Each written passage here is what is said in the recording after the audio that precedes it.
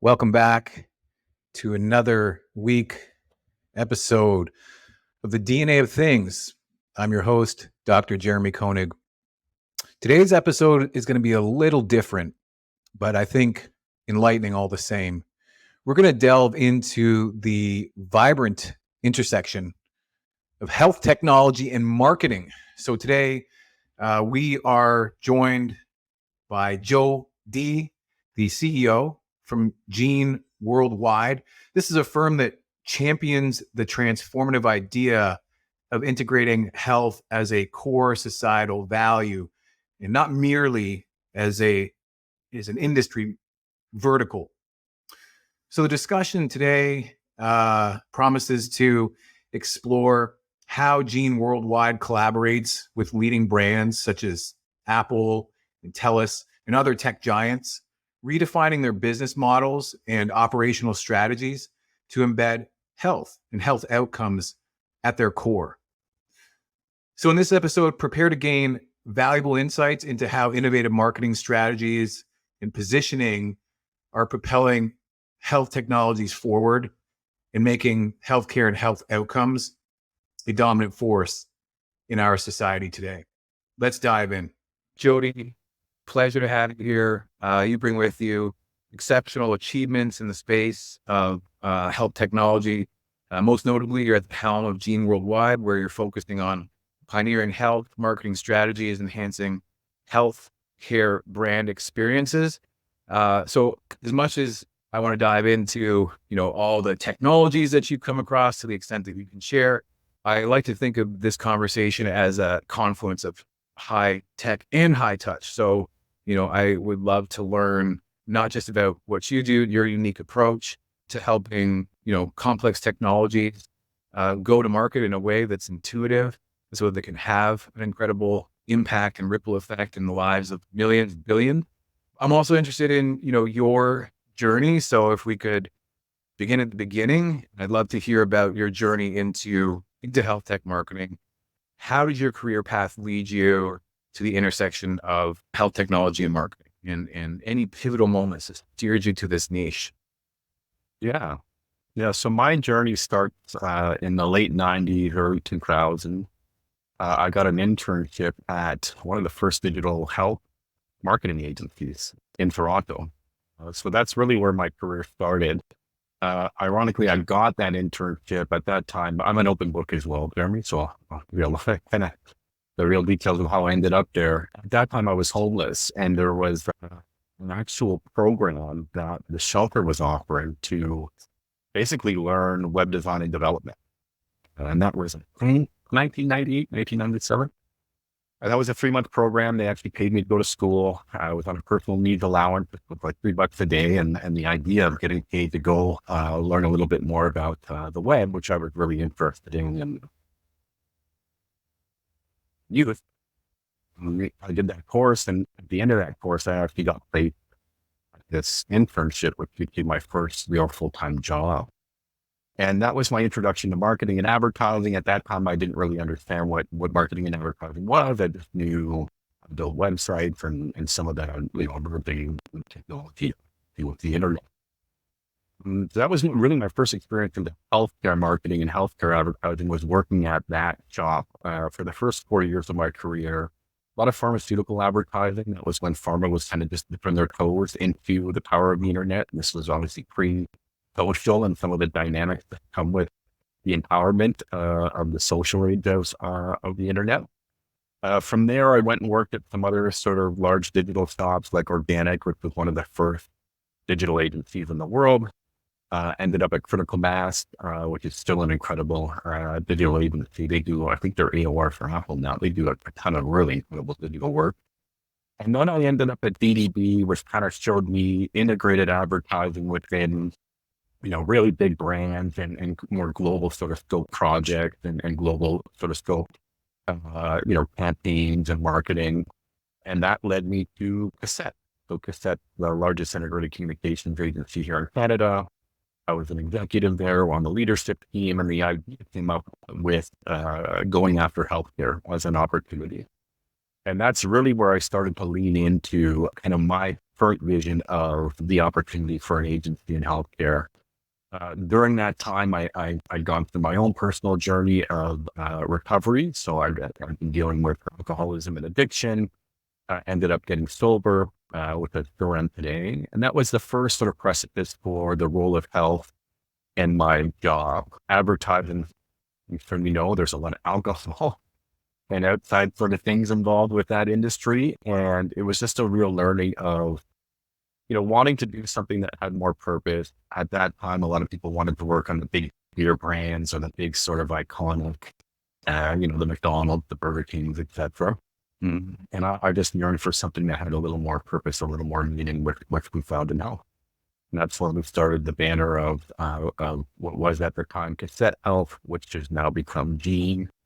And then during that time, my wife had a big sort of health moment where she was diagnosed with a brain tumor. And that was about 5 years ago now. And just seeing her experience and, really needing to be an advocate and driving her overall journey within the healthcare system was just a huge eye opener as to the opportunities to improve the experience of health. Those are the big ones, kind of getting that internship, learning about sort of big branding, marketing within these big global agencies, getting an opportunity to start a new venture within how my personal recovery story, my wife's tumor story have kind of led me to everything in my life now being about advancing health. Wow. A lot there. Thank you so much for sharing. I mean, it really did lead me to, obviously like what I'd like to get into is what's the mission and the passion. And I think we've got there in just that first question, where did you come from? So, I'm interested to know, so many things, but one of the things we had started talking about at the beginning of this call is about client expectations, right? So working with, presumably the right partner that's trying to do good in the world in a space that, well, in a service marketing, let's say, that depending on where you are and you're kind of like 0 to 1 product journey and 0 to 1, let's say, product market fit / scaling responsibly. Let's say these are all kind of startup cliche term, but they really matter. And where you get to a place of being, results oriented, particularly, trying to launch a new product, potentially disruptive product, potentially something that's never been seen or done before. How do you coach the client in managing their expectations from, that point that Peter Thiel talks about, like that 0 to 1 on the deliverable from the marketing side? Because I suspect there's, marketing is such to the non-marketing expert, they might look at it as obvious. And then, that whole Dunning-Kruger effect. And then you start to look at it and you're like, oh, I actually have no idea how this works. And then it's completely daunting. And so then it's nebulous. And so how do you engage a client, manage their expectations, and then eventually, I'm sure this comes into like a more of a results oriented deliverable. So yeah, I don't know if you're hearing the question between the lines there, but I think it is really, what is marketing, right? And what is marketing health tech? And what does I think one of the things we kind of look for with our clients, or we coach them on early, is to have marketing leadership internally. I think a lot of early stage companies might not value the role of that or the impact that has on their business and their trajectory. And they often look outside to kind of fill that gap. And one of our observations, and this is probably true for a lot of marketing agencies, you don't have an internal owner, champion, leader, and disciplinarian of marketing within your group who has the plan, who has the actual tactics and strategies that they want to deploy to be able to deliver on marketing to drive the business. It's very, very difficult for an agency to deliver. Very, very difficult. So I think that's one of our first things we often look at with our clients, especially because a lot of the work that we do is in health disruption, transformation, innovators tend to be more early stage or, startup scale up type, is to really, really invest in finding someone that is exceptional in that role and who can own that piece of the business inside. What happens when you're working with an agency on the outside is we never know your business as well as you do internally. We're not in it every day the way you're in it. We're not tied to the business strategy in the way that a CMO type or a brand manager would be tied to. What are the objectives? What are the goals? And how is marketing in service of that? So that's one of the things we often kind of preach to our more early stage clients, is to really invest in that role and to value that role. Marketing is the 4 Ps, right? It's product, it's promotion, and it's placement. But you need to know the different areas of marketing in order to effectively have it, help with your growth and the overall business goal. So that's one thing we look for. If the clients don't have that, we personally do, and some agencies have a model where we can augment that. But effectively what we're trying to do is to get to the plan. When you talk about being accountable or how to make sure that we're results oriented, fundamentally that falls out of a plan. And normally that's at a minimum of 3 months, but ideally a 12 to 36 month view on what is our marketing plan? What are the different tactics? When are they happening? What is the budget we need to support that? What are the KPIs that we're driving? How do we think that's going to impact the key sort of objectives and goals of the business overall? And then the accountability is really about delivering on those 3 KPIs. So those are the 2 big ones, Jeremy, is like, do you have marketing leadership inside that's living, breathing, defending, and fighting for the role of marketing within your business? And do you have a plan?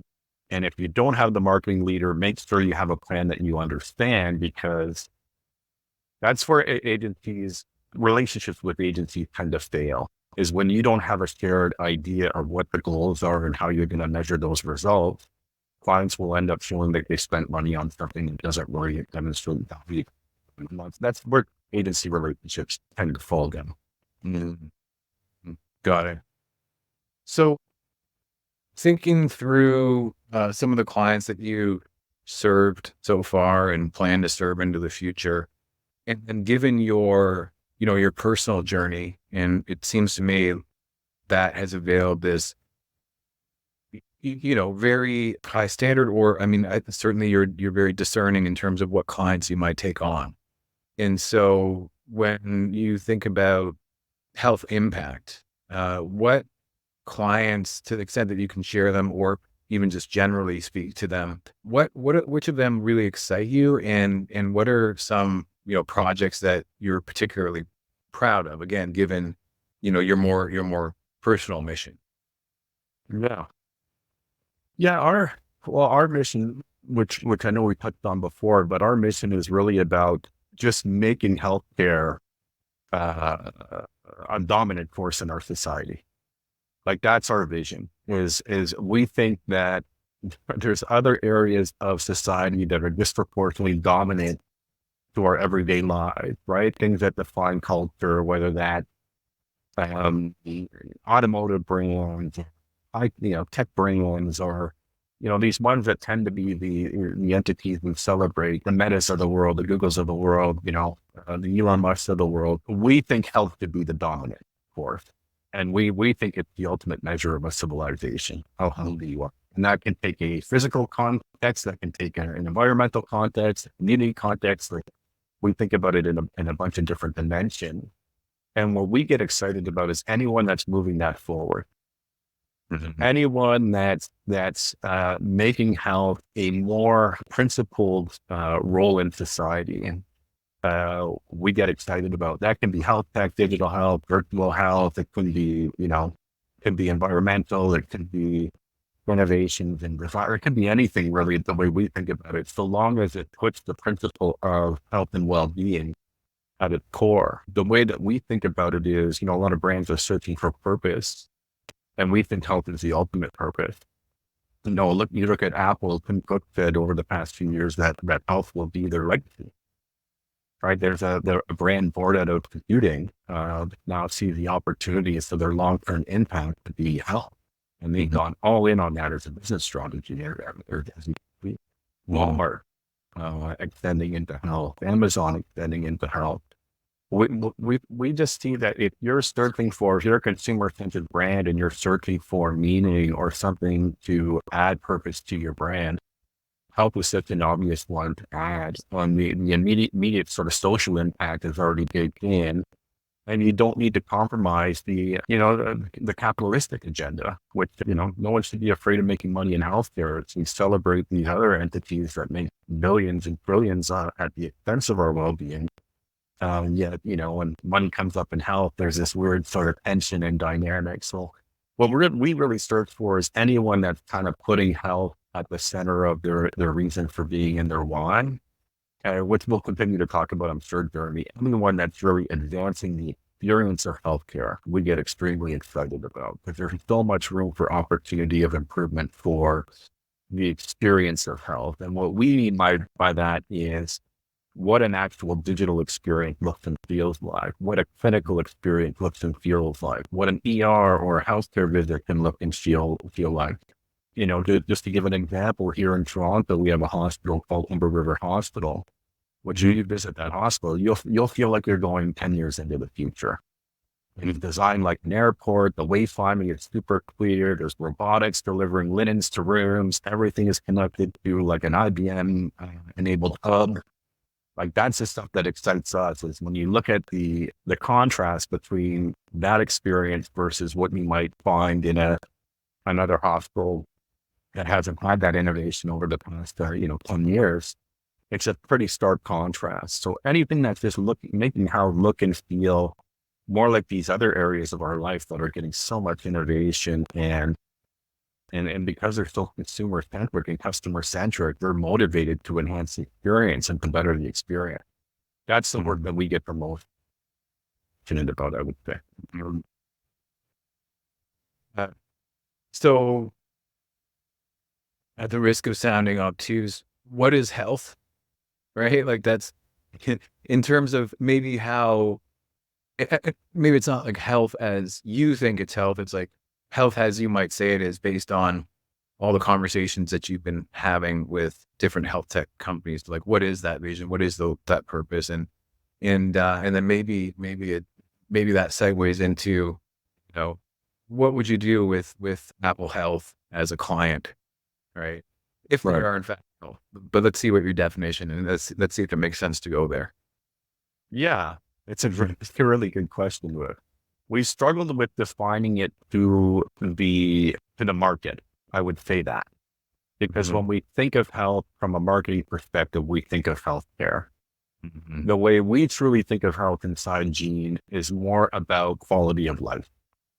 The way we think about health is the relationship of a person with a product or an ecosystem or an environment that impacts quality of life, which is measurable. It's the intersecting set of measurement that we look at to measure how well someone's life is. And the way that we look in the long term, I think we want Gene to end up positioning around or being in service of clients around, is more through that lens. So less about healthcare as an industry. We've talked about over the years, health's a value, not a vertical, right? You don't work in health, you work for health. And we just see the opportunity where more and more brands are going to find their way into that idea of health is fundamentally about choices we make. And who defines those choices more than anyone in our day-to-day lives? Well, in our view, it's brands, it's companies, it's these entities that define culture, whether it's the NBA or Nike or whatever you want to look at for being sort of influential cultural brands. That's where we think the big shift is going to happen over time, is when health is an expectation from all of these entities and is a strategy for all of these entities, and where the quality of life of their customers is part of their strategy. That's the way we think about it. Now, for the Apple question, we've done work with them. The work that we did with them was through Tellers, which is a big mobility company here in Canada. It was around fall detection product that they launched, which was basically taking a more antiquated technology of remote patient monitoring through a lanyard, more for elderly, like, something they wore around their neck to detect if they'd fallen and have emergency services deployed. Taking that format and putting it into the Apple Watch, which had just added that technology natively to the watch. And just seeing again their approach, which I'm sure we can talk about more too, is they're disproportionately obsessed with the customer. And I think that's fundamentally what's a bit off with healthcare. Is in healthcare, oftentimes the user isn't the buyer. And because the user isn't the buyer, there's not that obsession with the user experience, because they're not fundamentally the person you're often selling to, right? The person you're selling to is either a payer or the insurer or the employer or some type of wallet that's not the end user. And we think that's part of what kind of off a little bit with the way healthcare is designed, is it's not, or it's becoming, but it traditionally has not been designed to be about disproportionate customer experience. It's been about more B2B sales tactics, and the user experience ultimately suffers because of that, because they're not the ones that they're obsessed about. One of the examples we give is companies that sell to employer or benefits providers who normally lock into a 2-year sort of commitment on a new product or service that they're adding to those packages. Once you get the sale, a lot of companies aren't obsessed with what the employee experience is with the product. Like, they're not truly motivated to drive usage and drive connection to the brand, because fundamentally they think of the employer as the customer. And we think that's part of where they fall wrong. And when they come up for renewal, a lot of them won't get renewed because they don't see the retention and engagement with the product and service they sold in the first. Got it. It's interesting, as I'm listening to you speak, it makes me think of the current healthcare paradigm as it relates to the individual user, the individual patient, let's say, and their expectation as to whether or not they should pay for it, right? So, this whole idea that, well, my physiotherapy is currently covered by my health benefits, so I'm going to go and use it. But then as soon as it runs out, at the expense of my health, I am not going to use it. I'm not going to pay for it out of my pocket, even though, I know intuitively that I need it, but it's, again, this unquantifiable state. But then again, not really, because I'm not in pain, and I'm not, we forget very quickly when we are not in it. Right. And so the idea of, I think we're talking around, proactive health, but not entirely, because when you're talking about the solution for the elderly with TELUS, that's a reactive, traditional,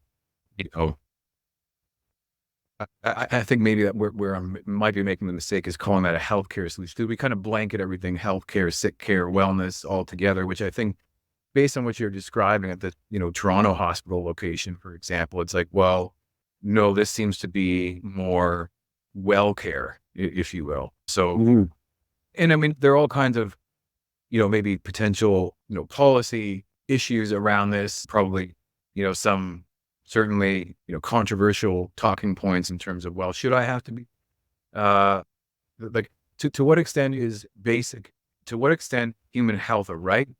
And then to what extent is your decision to optimize it that your commercial choice, right? Let's say. Yeah. So I love where, go ahead. I love where you're going with a bunch of those thoughts. Like the first one you were hitting on, which is money in healthcare. And there's different nuances in the Canadian system and the US system, which I'm sure your audience will be spread across both. But fundamentally, it's about what's money in healthcare and the conversation around money in healthcare and how that money's spent and the current way the system is designed.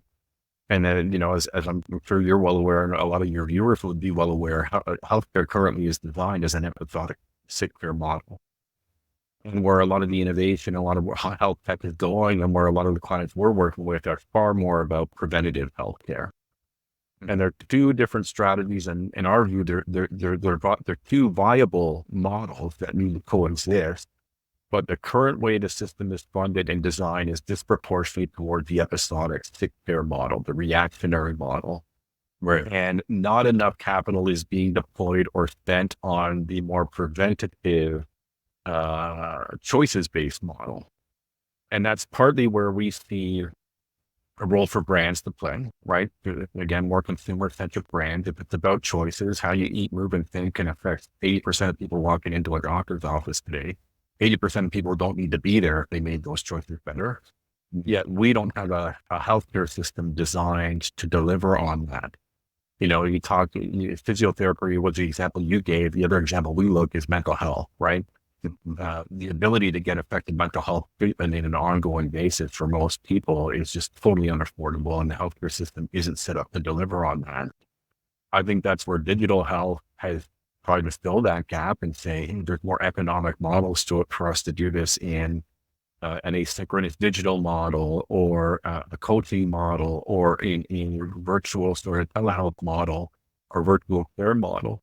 But fundamentally, that system still hasn't fully shifted to deliver on people that want to be ahead of the problem and not reacting to the problem.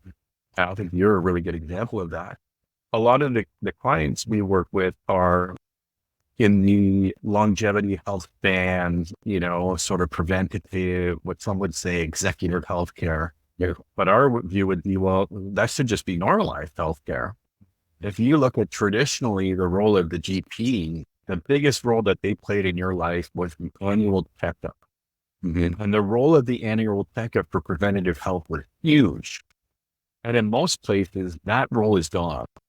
Mm-hmm. That role of being able to see a family physician for that annual clear of what's happening with your the sort of macro level of your health is no longer there. On these more executive private longevity health span clinics are fundamentally filling that role with technology enablement, right? Like they're filling that role with the latest and greatest of genetic testing, DNA testing, heart stress testing, screening. They're doing a full assessment that gives you a clear view on, oh, I'm good for the year. I don't have any major health complications heading my way, or are giving you that proactive plan on how to manage and monitor and reverse some of those things that might be going on. Mm-hmm. So I just think that's part of the tension we see. You look at that model is say $4,000 to $5,000 a year for the average person to go to one of those types of clinics. Yet in Canada, I believe the overall expenditure on an individual Canadian is like $8,500 in healthcare a year. And their overall family is spending $15,000 in taxes on the healthcare system. So I feel like money in healthcare creates this sort of political conversation that loses sight of value, and how patients could be walking into an experience today like they would get at an executive health clinic or a longevity clinic if the economics of healthcare and the model of being more preventative based versus sort of episodic sick care based was rethought. Because you're going to find savings down the road. And this is, Canada, certainly the political challenges, governments change every 4 to 8 years, and they're not motivated to see what happens in 30 or 40 years. But the people that you're preventively treating today are going to be less of a cost burden on the system over the next 20 to 40 years, because they're going to be preventing a lot of those chronic diseases that end up costing the system a lot of money. Type 2 diabetes, heart disease, it's a really loaded sort of conversation for us, Jeremy, but what we see is the model needs to be shifting more to prevention as an option for every person, and this right to great healthcare really should be about fundamentally having access to that, not about fundamentally just having access to when you're diagnosed with a terminal disease or the system's going to spend a lot of money to kind of prolong your life for a few years.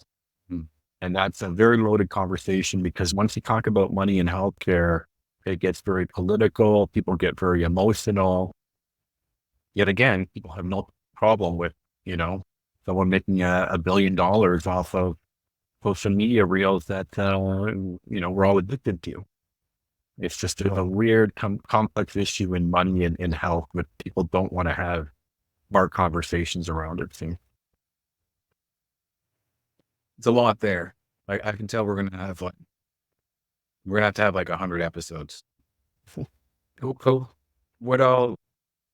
Let's see if I can point to this where, we're talking about executive health. Let's just say we're talking about like, how do we get that to be the norm? And then I imagine like, say your previous self, where you're homeless, you're dealing with addiction. And, by the way, I can empathize in both of those scenarios and even the location. So Toronto. So there are times when people are just down and out and like they might not make it through the day. And so for a number of reasons, right? So their mental health, let's say, is a focal point. Like where you're going with, brands, and it sounds to me like it's more like now like a responsibility that they ought to because they are influential. They can get people to buy their products, right? And they can, get people to get behind causes. Let's say, I guess the topic that I'm just sensing is like the disparity of access, right? So, how would you, say, that 1990s kid who's got this chance respond to like an executive health program, given everything that you were battling with? And I guess this is kind of, again, changing the paradigm and coming back to maybe creating some kind of different categorization around social programs, for the urgent critical. You can't obviously leave those folks behind. We would have been left behind if that, if those government programs didn't exist. But you're right. Like to think every family is paying $15,000 a year, pay into the healthcare system. Maybe the question is, okay, cool. It's an investment in 10 years. What does my $150,000 investment look like? Right. And ideally it's 10, 20 years of health span extension. But so, yeah, I mean, we probably can't get to the crux of that issue on this call, but I mean, how do you think of this in your role as, CEO of Gene in talking to all different companies? Cause I know you do obviously do work where health outcomes are through social initiatives. So I brought the solution forward. So I guess the nebulous dialogue there is consolidating around the question of, what's our next best move to maybe consolidation isn't the consolidation of those problems isn't the solution to unify everything into the golden standard of human health. No, but yeah, how do we, I think that's it, is upgrade the paradigm as you've just so eloquently described it, like health as what did you say it was? A health as an imperative or health as a value, not a vertical. A value, not a vertical. So what are some examples of, okay, maybe less cool Star Trek bridge future health versus how are we using technology to get people off addiction, for example? Yeah. Or the opioid epidemic as an example. Yeah. It's a real interesting, not interesting, the wrong word, but it's a huge divide. I think what you're describing there.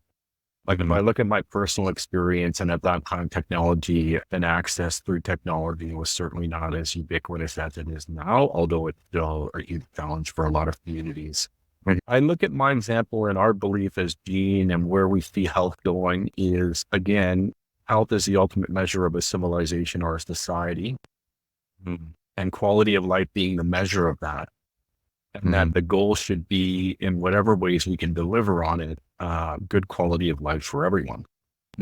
And you talked about some of the more complex examples of that, which, homeless mental health is an extremely complex issue that really requires multi-dimensional and multi-government and community engagement to solve.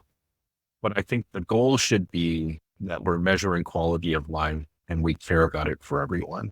And I actually see that we've thought about it over the years at the intersecting point with the brands we're talking about. A lot of brands will look at their relationship with their customers through various metrics of demographics or profile data of, what's your income, what's your age, where do you live? Like our marketers try to understand people through these dimensions.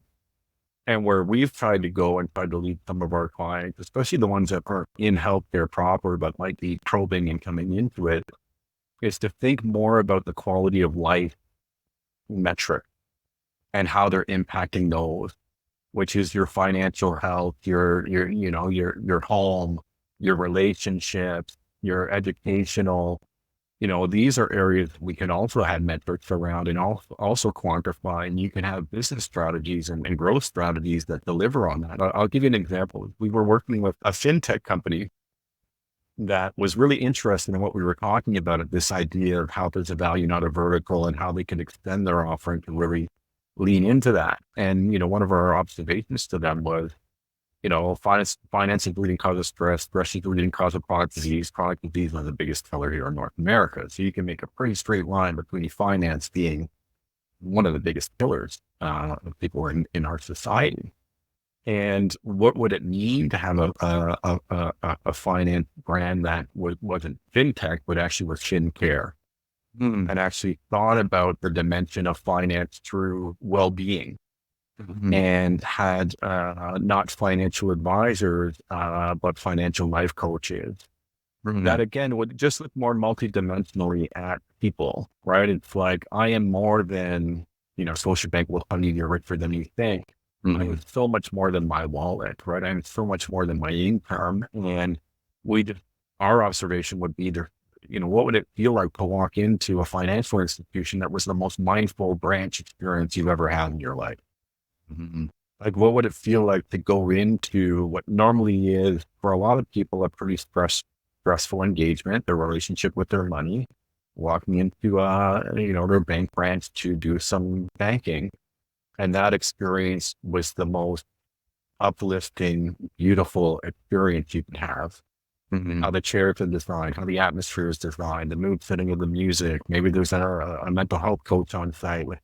We just think society could be radically rethought and how we currently deliver on some of this stuff, if we were to think of quality of life and well-being as the core of what we want the experience to be. And then your example of the executive health, which we've been talking about, what I hear in our conversation, it's really about access to the latest technology, right? It's really about how do you give that same genetic testing and personalized health plan to a low-income family or a low-income person or someone that might not have the financial means.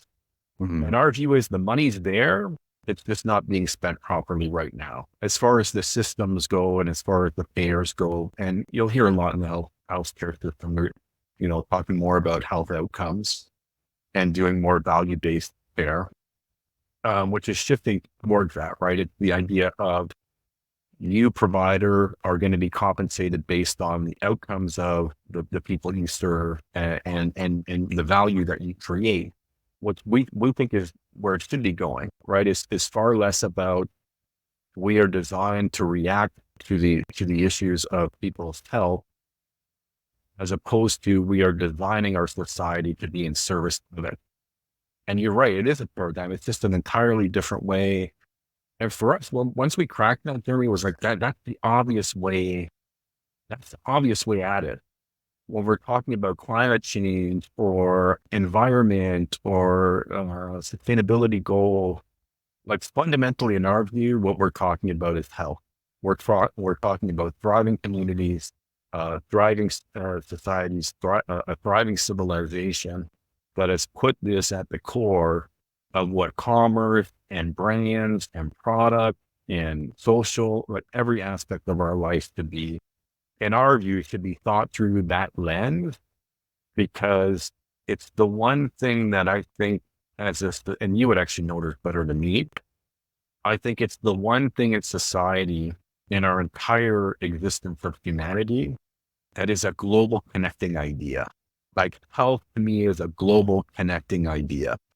and the science behind it and the evidence behind it and the global community of people working on issues and problems and trying to advance understanding. Like it's such a connective thing. We just see it as a very obvious thing that doesn't need to just be thought of inside the healthcare system. We actually think that concept can be brought to many different areas of our everyday lives. God, you know,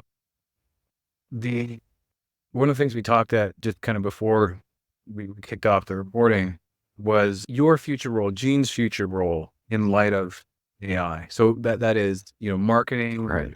with AI. And you've kind of answered the question by but by demonstrating the breadth and the depth of your subject matter expertise, you really answered the question. But I did want to just kind of put it out there to put the nail in the coffin, because you hear more and more is like, well, AI is going to make jobs obsolete, and I think almost anybody could open up ChatGPT and say, okay, well, give me a 12-month comms plan, and here's my goal, and even jig up the plugins to do much of the dissemination and the tracking work in a fully automated way. So how do you see, AI in its various forms helping or hindrance to Gene's future? And in particular, I wonder, so maybe it's a two-part question. The first is, have you seen an effect on the market in terms of what people are willing to pay for marketing in light of the fact that, there are these AI solutions now? Maybe it's a three-part question. So what are you seeing in terms of business, and specifically, I would say client expectations, and then maybe client requests. So are they getting to like the deeper marketing questions around, consciousness and, social, attributes of how to engage people with that AI may or may not deliver on? I mean, of course, we can abstract values from social media to get a sense of behavior, but yeah, where is the human in the future of marketing in the AI world? So let me see if I can summarize that more clear. So number one, what's changed in terms of client expectations? Number two, what's changed in terms of what clients are asking for? And number three, how do you see your role as, CEO of Gene and Gene Worldwide in terms of being affected by AI? Now, I have some pretty profound, maybe not profound, but I have some pretty strong thoughts about AI, and I think they're realistic. So as it relates to current day, clients are certainly intrigued, interested, looking to generate value from technology wherever they can, and they are excited, interested, and probing on AI, and we are certainly using it and certainly bringing it forward. I'd say we're using it for more low-level tasks, like, helping us round out a proposal, and largely content, I would say. Content that doesn't have real creative value. It isn't looked at to have real creative value. And I think where clients are going to continue to go, especially you look at the bigger ones that are working with larger agency networks that has significant investment and acquisition strategy around AI, is automation. I think that's what they're going to be looking for more and more, is automation. Now, my view on AI is, I think it is more dangerous than the nuclear bomb. I think it has the potential and power, if you look at the very long or mid to long-term horizon, to be extremely dangerous technology. If we get outside of the bubble of talking about marketing and how it will disrupt the industry and even other industries, if you look at the big picture of security, bioterrorism, interconnected, with this interconnected world we live in now, I think fundamentally what it's going to change is I think networks are going to need to be decoupled. I think that's going to be the real impact with AI, because anything that's connected will be vulnerable. And your only defense to that vulnerability will be other AI to defend against. And that rabbit hole will just be total. That's where the end game of AI takes you, is you're giving up more and more control to these systems to defend them against each other, and eventually that becomes what it will become. But I think what will happen as far as how you defend against that is this global connected economy, and these global connected systems will need to become decoupled and private and not be connected to systems that will allow those vulnerabilities. Almost back to the beginning of where we're now. As far as how it will impact us, my view is in whatever way we let it. Right. I do think we have a choice in where the advancement of AI and generative AI goes, but there are pretty dominant forces that are already taking a big stranglehold and have done the land grab of all of the machine learning that's being done on those systems, the capital involved to really control and own the generation of that intelligence. There's really only a handful in the world that are driving it. And I think that should be a concern to everyone, because if we look at what's happened with, the metas and, Google, which used to be, don't be evil, they kind of landed themselves almost in the opposite space, right? So, and I don't mean that to be critical of, there's great people that work inside these companies that are motivated to advance, and innovate. But I just think there's certain forces there that aren't balancing the part we've been talking about for the past 15 minutes, which is the well-being and impact and quality of life on people. And AI will definitely be able to create a TV commercial, can definitely create advertising, can definitely come up with ideas, will definitely be able to replace empowering an agency like Gene. The question to me is, do we want that? Will we let that be the case? Do we value human creativity, which is fundamentally what an agency like ours and others like us are about, which is there's a certain soul to it, right? But I also believe, Jeremy, at some point the soul will be gone. If you look at the long-term trajectory of what this is, we're decoding the biological world and computerizing it in our advancement for technology. And eventually that becomes the Kurzweil singularity, right? That becomes at one point it does merge. I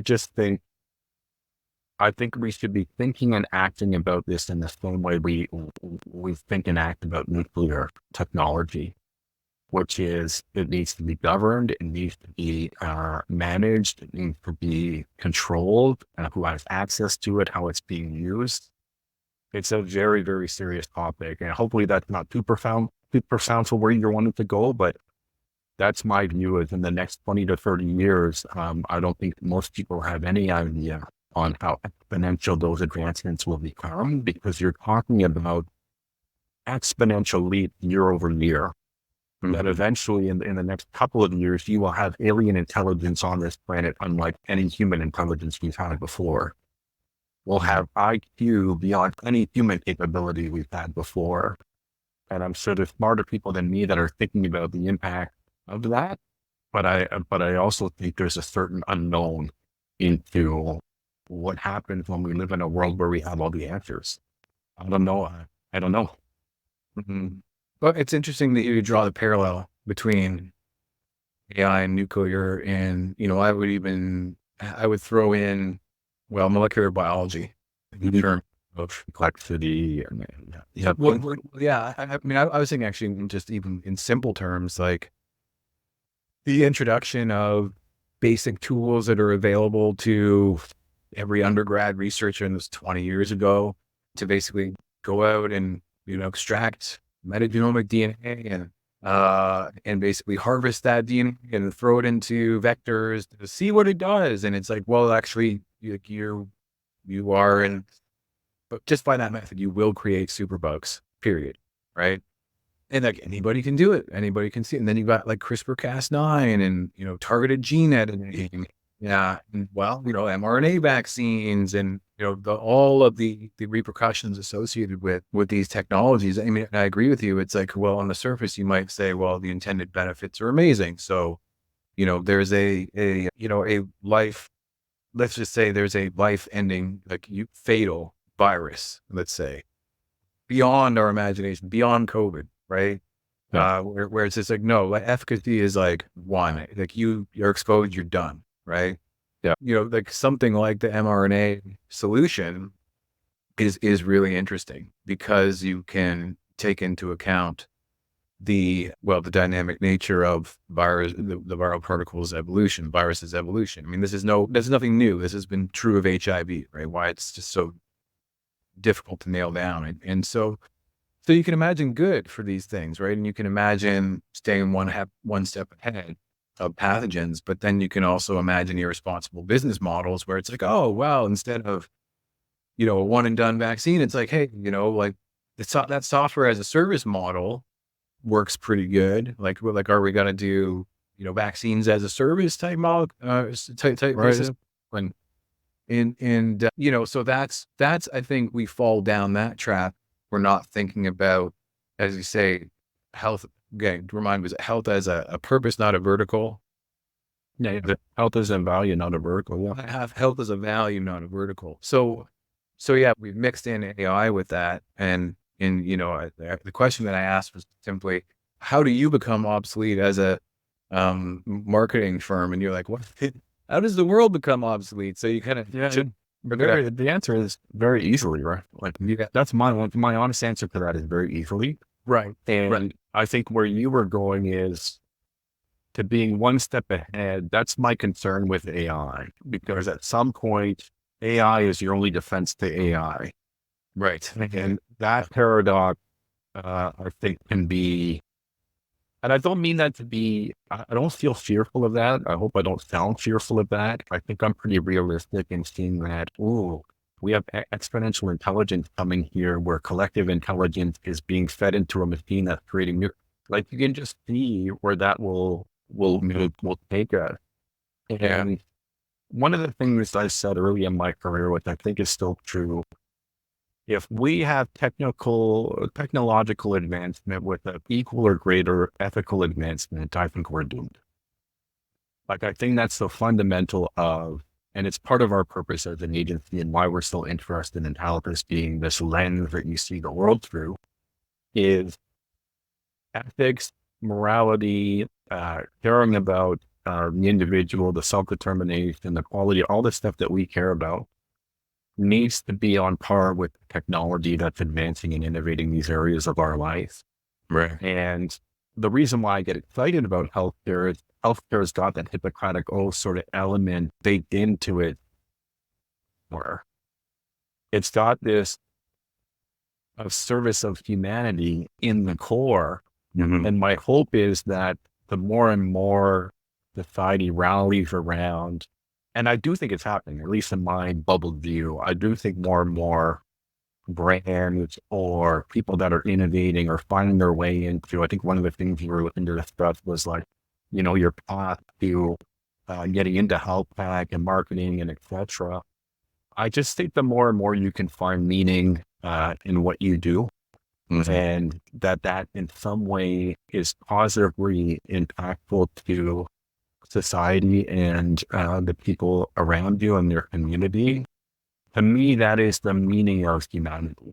If not that, what else? If not to evolve and progress and get better and to realize a state of where, equality and access and well-being and health are universal ideas. Well, yeah, to me, that's the meaning of existence. So how we design our business to be in service of that. You remember those Canadian commercials, like the part of our heritage? Do you remember those back in the day? Like there was the one with the Halifax explosion. Yeah, totally. And then there was, I can't remember now who the figures were, but it must have been, it must have been Alexander Graham Bell. And because there's a memorial or heritage property, I think in Breton. Does that sound right? Halifax, yeah, around it, yeah. I think so. But anyway, it was like the medium is the message. Right? Was it, the invention of the telephone, you get caught right. The medium's the message versus postal services. So you think about like our digital access to, first it was to books, but now, it's audiobooks and then videos. And then now it's like, these bite-sized memes, you know what I mean? Yeah. Like an idea is packed into this little cartoon, right? Yep. That it communicates profound yet superficial Well, profound ideas, yeah, in a superficial way that can be taken any one of an infinite number of ways. Let's see an example. I think there's like a meme where it's of Jack Nicholson, sitting on the toilet and be like, "Can I just get a freaking minute?" And then, but then under that, the comment is like it's a mom with a newborn. You know what I mean? And so, like that's like Bruce Lee's whole, don't confuse the finger with the heavenly glory of the moon to which it points, kind of thing, right? So I guess, are we making, technology our, God in this way? And then because the medium is so different, what about the different ways of knowing before? So I'll give you another example. Like my dad gave us my wife and I a gift. It's the 60 volumes of the great books of Western civilization. And they're books. They're like paper, hardcover books organized by Mortimer J. Adler, who's considered the grandfather of, any liberal arts degree program. He put together this in Topicon. It's called The Great Conversation. I think he was based in Chicago. Basically, it was like, as far as I can tell, what I would equate it to is like the sequencing of the culture genome, at least as it relates to Western civilization, right? Yeah. And so just where I see marketing so tied into, it's like this technological extension of how we humans think, because like, let's face it, I mean, marketing is influence, right? At the end of it, like I often, in my mind, and you may cringe being an expert in this field, but I think of it in terms of Aristotle's rhetoric, right? Is like, if you can convince people that you have the authority or character to be saying what you're saying, well, that's, first and foremost. And even for that is you got to meet people where they're at on the emotional side of things, like number one, that then demonstrate your character, and then the logic, drop that in.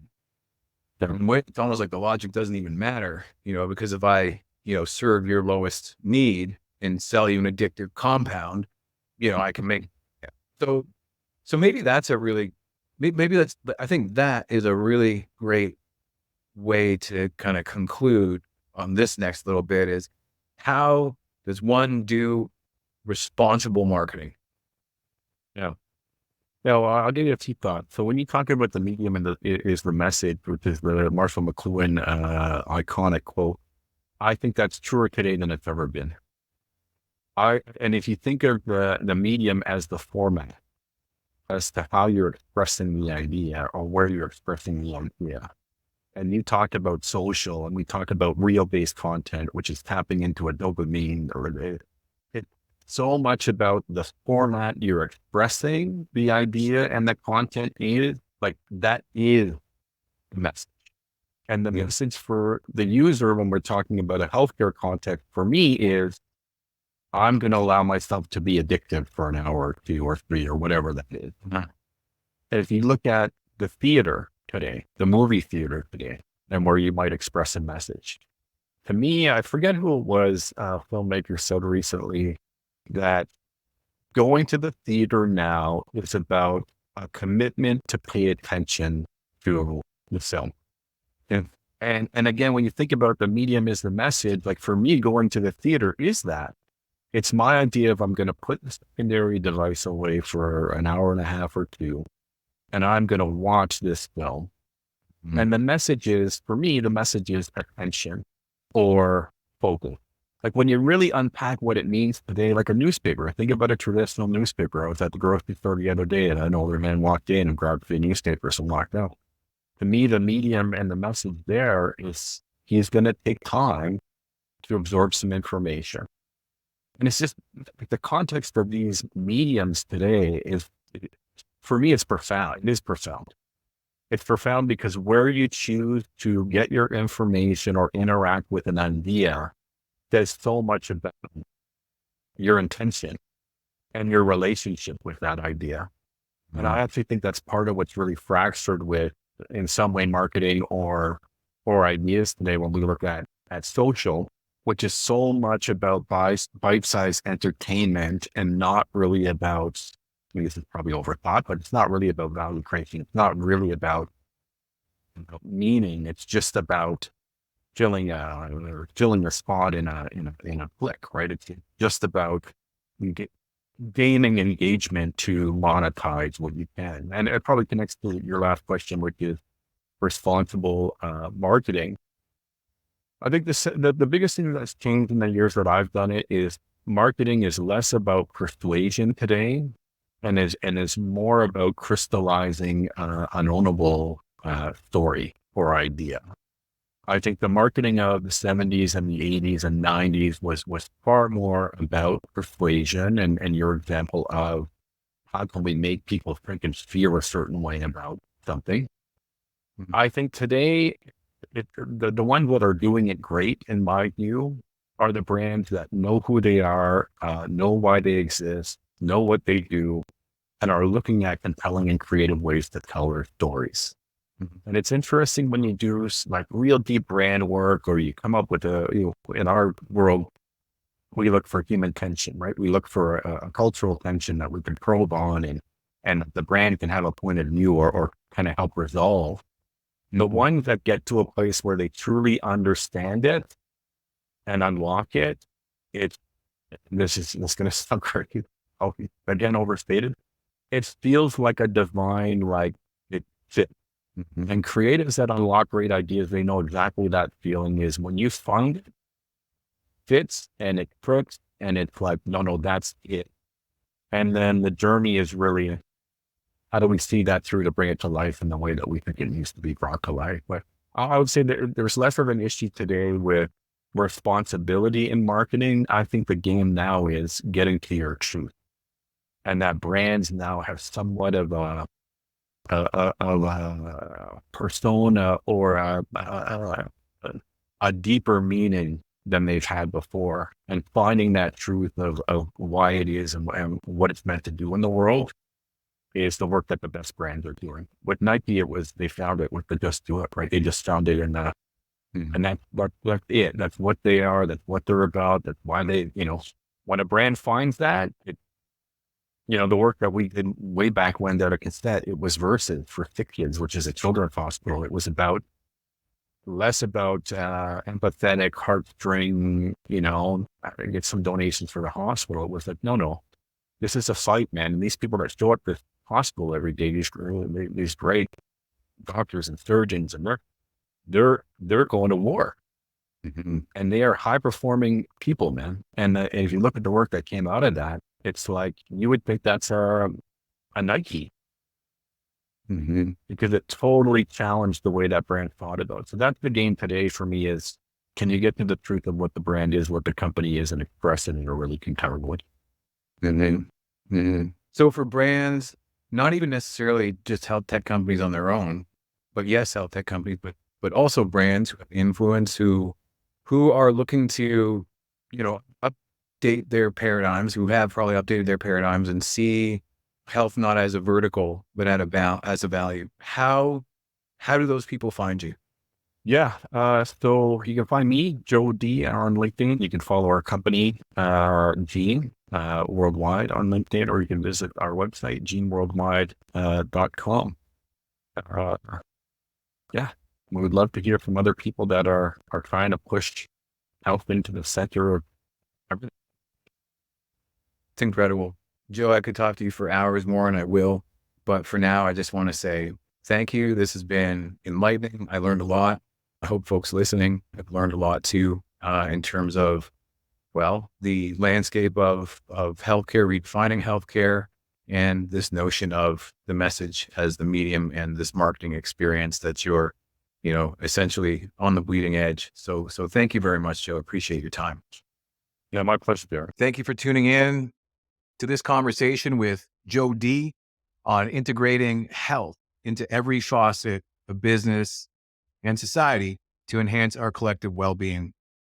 Today's discussion with Gene Worldwide highlighted their commitment to treating health as a fundamental value across industries, showcasing their work with major brands like Apple to innovate in preventative care and digital health. This episode has provided us with a clearer understanding of the importance of strategic alignment between marketing leadership and business objectives in the health sector. So stay with us for more episodes that continue to explore the intersections of technology, marketing, health, and human performance right here on the DNA of Things. Thank you.